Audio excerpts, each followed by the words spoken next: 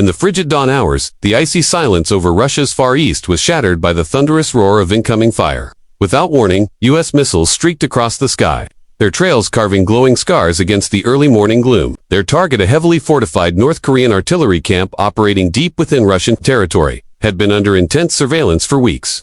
Now, in a decisive act of military precision, the order had been given, and the strike was underway. What followed would send shockwaves through the geopolitical stage, rattling both Moscow and Pyongyang, and forcing the world to hold its breath. The first missile impacted with a concussive blast, ripping apart hardened bunkers and detonating stockpiles of ammunition. Fireballs erupted into the frosty air, turning the horizon into a rolling inferno. Within seconds, secondary explosions lit up the night as artillery shells cooked off like volcanic eruptions. The camp's communications went dark almost instantly, their command systems obliterated in the first wave of strikes. North Korean operatives scrambled for cover, their winter camouflage useless against the relentless precision of the attack. High above, U.S. Navy reconnaissance aircraft monitored the strike in real time from an altitude where the curvature of the Earth was visible. Advanced imaging sensors captured every detail, confirming hit after hit, tracking heat signatures, and identifying any surviving threats. Naval command aboard a nearby carrier, strike group watched silently, knowing the political stakes were enormous. This was not just a military operation. It was a message, one that both allies and adversaries would interpret with razor-sharp attention. Just hours earlier, intelligence reports had confirmed that the artillery camp had been supplying heavy fire support to Russian units near the Eastern Front. Satellite imagery revealed the movement of self-propelled guns and long-range rocket systems, equipment that had no business being so close to disputed territory. For Washington, the discovery was a red line. Allowing such a force to remain active risked not only regional stability, but also the safety of Allied naval forces operating in the Pacific theater. As the missiles struck, the icy winds carried the echo of the blasts for miles. Russian listening stations picked up the thunder almost immediately, their analysts scrambling to pinpoint the source. The Kremlin was furious, but internally conflicted. The presence of a North Korean artillery camp on Russian soil was an embarrassment in itself, now made worse by the fact that it had been wiped out by a foreign power without resistance. The political fallout was inevitable. On the ground, survivors stumbled through the smoking wreckage, disoriented and struggling to regroup. U.S. Navy drones circled overhead, transmitting live feeds back to Fleet Command. The destruction was near total, weapons silenced, ammunition scattered in twisted heaps of metal, and defensive emplacements reduced to rubble. But the mission was not over. The Navy's operational plan included ensuring the site could not be reached by precision-guided follow-up strikes targeted remaining infrastructure, fuel depots, and even the narrow roads leading into the camp, cutting it off completely. Back aboard the carrier, the atmosphere was a controlled storm of activity. Tactical officers reviewed each missile's trajectory and impact zone, confirming objectives were met. Electronic warfare specialists monitored Russian and North Korean radio chatter, noting the frantic, sometimes panicked tone of their transmissions. Somewhere within that chaos, a picture was forming, one that suggested the strike had caught both nations entirely off guard. The U.S. government's official statement would come later, carefully worded to balance transparency with strategic ambiguity. But behind closed doors, military leaders knew the significance of what had just happened. This was the first direct strike on a joint Russian-North Korean position in decades, a move that carried both risks and rewards. To America's allies in the Pacific, it signaled resolve and capability. To its adversaries, it was a reminder that even in remote, hostile conditions, the U.S. Navy could reach anywhere, at any time. Internationally, the reaction was swift. South Korea praised the move, calling it a necessary step to curb North Korean aggression. Japan, already on edge due to recent missile tests in the region, increased its own naval patrols. In Europe, NATO officials watched closely, wary of Russia's possible retaliation. In Beijing, the news was met with a frosty silence, though Chinese analysts privately speculated that the strike would push Pyongyang deeper into Moscow's embrace, a development they were prepared to exploit. Meanwhile, in Pyongyang, the regime's state media went into overdrive, condemning the strike as an act of barbarism and vowing revenge. But experts noted the unusual lack of detail in their statements, suggesting they were still assessing the extent of the damage. North Korea's military, already stretched thin, had just lost a valuable outpost and a significant cache of artillery. Rebuilding it would not be easy, especially under the scrutiny of U.S. and Allied surveillance. Hours after the strike, the carrier's flight deck bustled with activity as fighter jets returned from patrol missions.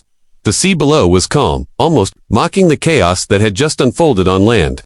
Sailors moved with precision, their faces a mix of fatigue and focus.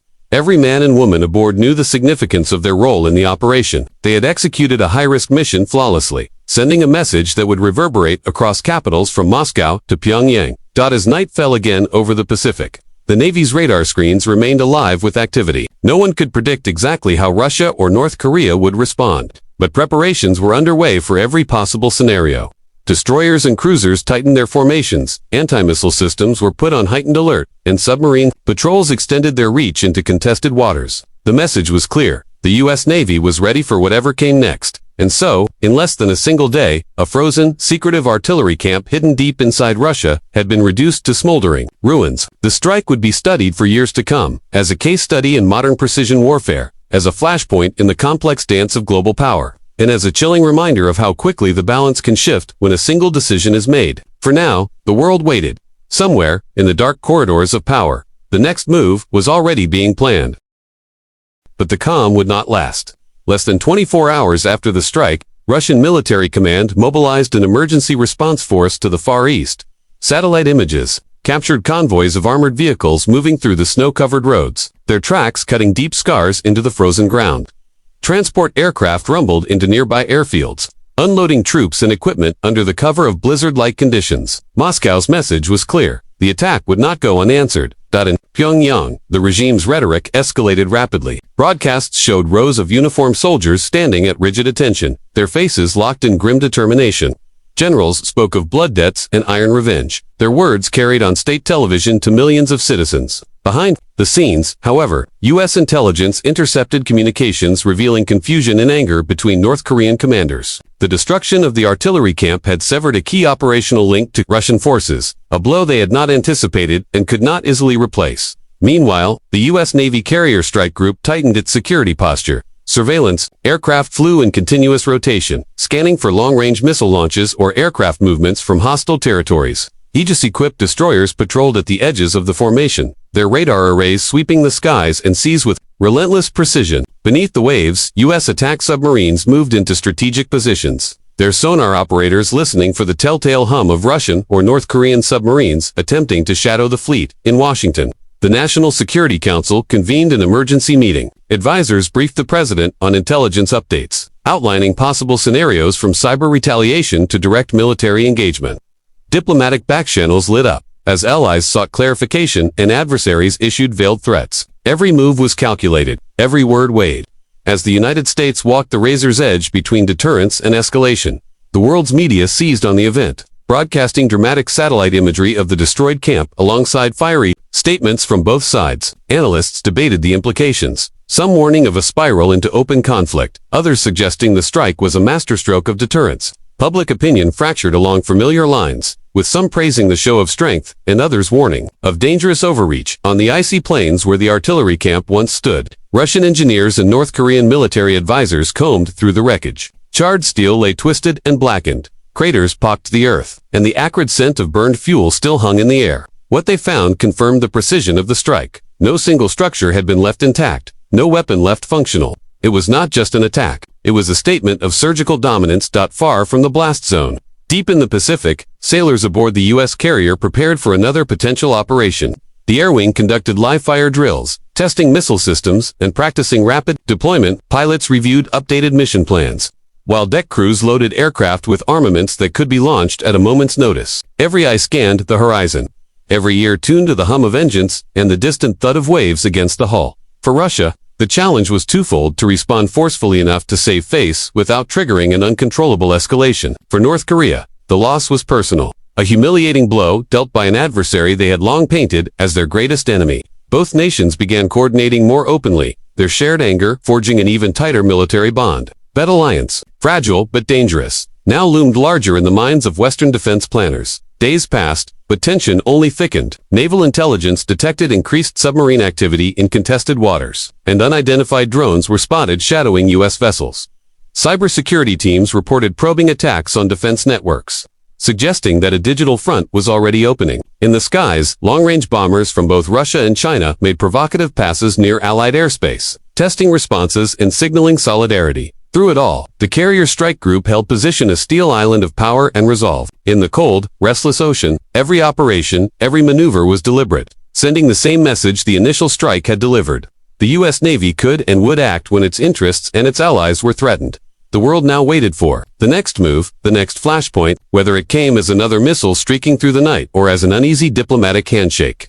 One truth remained: the strike on the North Korean artillery camp inside. Russia had set events into motion that could not be undone. The ripples were spreading, and no one could predict where or how they would finally break. 3 days after the strike, the Pacific waters began to churn with activity.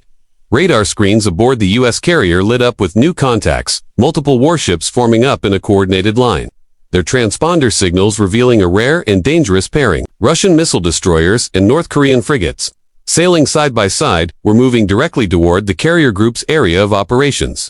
It was a message no one could mistake. The two adversaries were bringing the fight to the Navy's doorstep. Indy Carrier's Combat Information Center. The atmosphere was tense but controlled. Dim lighting cast sharp shadows across the faces of sailors hunched over glowing screens. The voice of the tactical action officer cut through the steady hum of electronics. Multiple vessels inbound. Bearing 240, speed increasing. Estimated intercept in under 6 hours. Orders flowed swiftly. Patrol aircraft were launched. Destroyers shifted positions to form a defensive perimeter, and fighter squadrons stood ready on the flight deck. Above the formation, FA-18 Super Hornets roared into the sky, banking hard as they climbed toward the incoming threat vector. Pilots checked weapons, systems, and ran through combat protocols, their voices calm but clipped over the coms. Far below, the ocean itself seemed to sense the impending confrontation, its surface dark and restless under a low ceiling of steel-gray clouds. Intelligence officers quickly pieced together the situation. The approaching fleet was more than just muscle-flexing. Reconnaissance drones from the Russian formation were already transmitting back to shore, mapping the carrier group's positions in real time. North Korean vessels carried anti-ship missiles known for their erratic but deadly flight profiles. Combined, the threat matrix was unlike anything the Navy had faced in years. The U.S. response was methodical. Aegis radar systems aboard the escorts tracked every contact, plotting interception points and engagement ranges. Electronic warfare teams prepared jamming protocols, ready to blind enemy targeting systems the moment hostilities began. Submarine units in the area received coded instructions to shadow the approaching vessels from below, unseen and unheard. As the hours ticked down, the horizon slowly changed. Dark shapes emerged through the haze, silhouettes of warships cutting through the waves, their flags whipping in the wind. The Russian destroyers kept to the outer flanks, their missile launchers trained toward the sky. The smaller but aggressive North Korean ships pressed closer to the center, their radar signatures probing the carrier's defenses. On the bridge of the U.S. carrier, the commanding officer studied the scene through binoculars. Years of experience told him this was a dangerous dance. One wrong move, one miscalculation, could ignite a chain reaction neither side could stop. Still, the Navy's posture did not waver. Fighters patrolled overhead in tight loops. Destroyers adjusted their headings to shield the carrier, and the carrier's own defensive missile batteries were brought to ready status. Then came the first test. A Russian patrol aircraft swooped in low over the formation, banking hard as it passed within visual range. Cameras clicked, and radar operators reported spikes in targeting activity. The Navy responded instantly. An escort destroyer fired a warning flare, and 2 Hornets peeled off from their patrol to shadow the intruder until it retreated. The message was clear: there would be no easy intimidation here. From that point on, the tension thickened. Every radar ping, every maneuver, every burst of static over intercepted radio channels was a potential spark. Inside the carriers, CIC, analysts interpreted snippets of enemy chatter, noting an unusual level of coordination between Russian and North Korean crews. Out at sea, the ships closed the gap, the water between them shrinking with every passing minute. By nightfall, the standoff reached its peak. The carrier strike group and the joint enemy fleet now faced each other across a narrow stretch of ocean, each side lit by the cold glow of navigation lights and the pulsing blips of radar. The Navy's defensive line was unbroken, every weapon system primed, every crew member at their station. Somewhere, out there in the darkness, a single order in English, Russian, or Korean could change the course of history, and still, neither side blinked. Not yet. The ocean lay between them like a drawn sword, sharp and ready to cut. Then, in a moment so fast that many crew members would later swear it happened in slow motion, the first hostile action came. It began with a blip. On the Aegis radar display, aboard USS Shiloh, an operator's voice cracked with urgency. Multiple launches detected bearing 242 inbound. The tone shifted instantly. Klaxons wailed through the ship, and the commanding officer barked the order no one wanted to hear but everyone was ready for. All hands, brace for impact. Weapons free. From the North Korean frigate, Hwasong-nin, for anti-ship missiles streaked into the sky, their exhaust plumes curling into the low clouds. Almost simultaneously, A Russian destroyer on the flank launched a salvo of supersonic cruise missiles, their sharp, predatory noses cutting straight toward the heart of the U.S. formation. The battle had begun.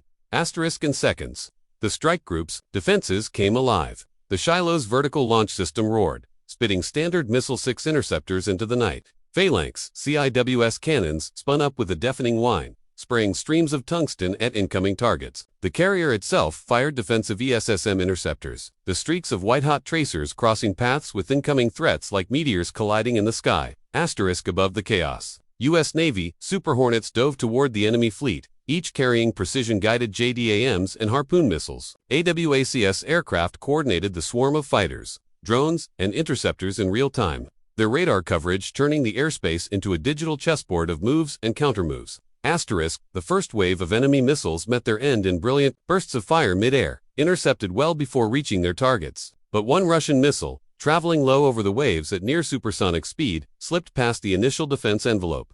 Every second counted. The destroyer, USS, pivoted hard to bring its portside CIWs to bear, the gun spitting molten fire into the darkness. The missile disintegrated in a shower of sparks barely a mile from the ship's hull, the shockwave rattling dishes in the galley below deck. Asterisk, meanwhile, the Hornets reached their strike positions. Pilots locked onto enemy vessels, releasing harpoons that skimmed the sea toward their marks. Explosions erupted along the side of a North Korean frigate, sending plumes of black smoke skyward.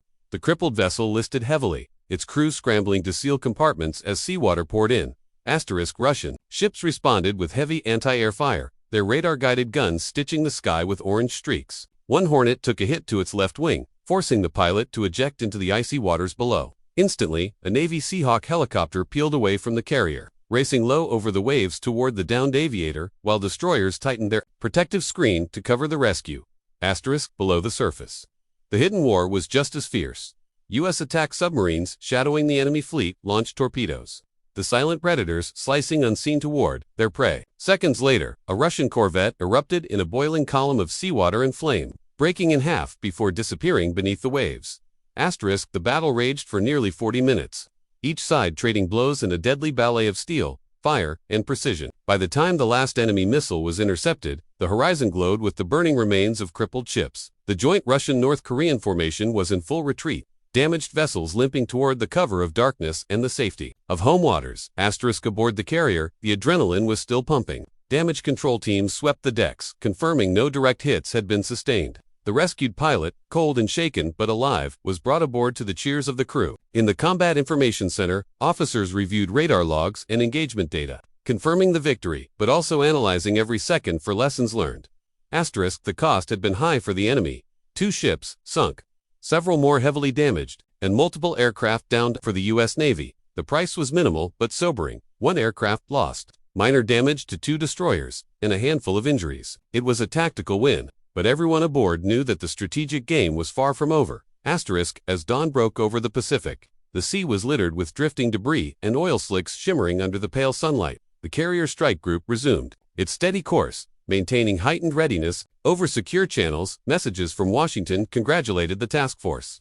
But the undertone was unmistakable. This was just the opening chapter of a much larger confrontation. Asterisk, far away. In the war rooms of Moscow and Pyongyang, leaders studied the aftermath in silence. They had tested the U.S. Navy's resolve and found it unshakable. But rather than back down, they began planning their next move. New alliances were being whispered, new weapons quietly prepared. The world was slipping further into the shadow of open conflict. Asterisk, for the sailors aboard the carrier. The mission continued. Planes launched and landed, radars swept the skies, and the deep thrum of engines carried them toward whatever came next. The strike on the North Korean artillery camp had lit the fuse, and now the fuse was burning faster than anyone expected. Somewhere ahead, in the vast, restless ocean, the next battle was waiting.